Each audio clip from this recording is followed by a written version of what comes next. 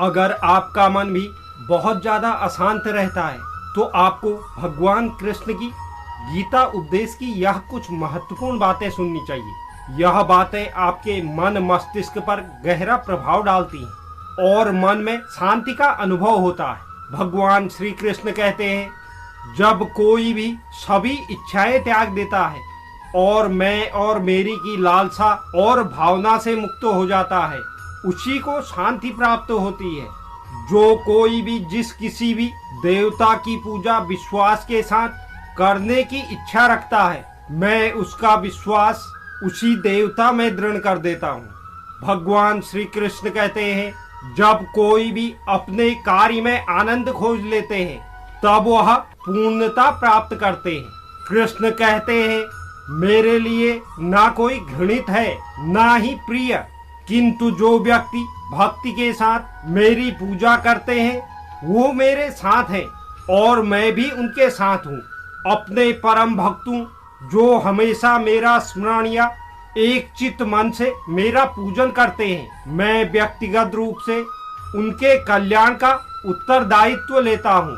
जो इस लोक में अपने काम की सफलता की कामना रखते हैं वे देवताओं का पूजन करें। भगवान श्री कृष्ण कहते हैं, मैं ही ऊष्मा देता हूँ, मैं ही वर्षा कराता हूँ और रोकता भी हूँ, मैं अमरत्व भी हूँ और मृत्यु भी, इसलिए मेरी शरण में आ जाओ।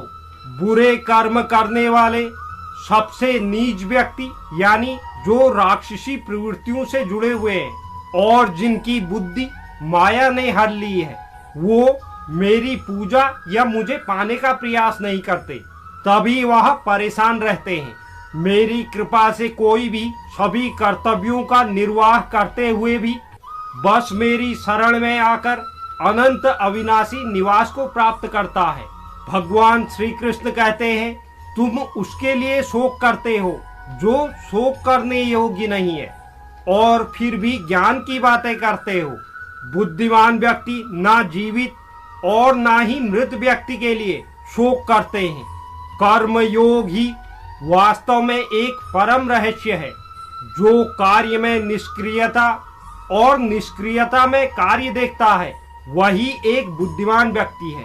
भगवान श्री कृष्ण कहते हैं, वह जो वास्तविकता में मेरे उत्कृष्ट जन्म और गतिविधियों को समझता है वह शरीर त्यागने के बाद पुनः जन्म नहीं लेता और मेरे धाम को प्राप्त करता है। जो व्यक्ति आध्यात्मिक जागरूकता के शिखर तक पहुंच चुके हैं उनका मार्ग है निस्वार्थ कर्म, और जो भगवान के साथ संयोजित हो चुके हैं उनका मार्ग है स्थिरता और शांति।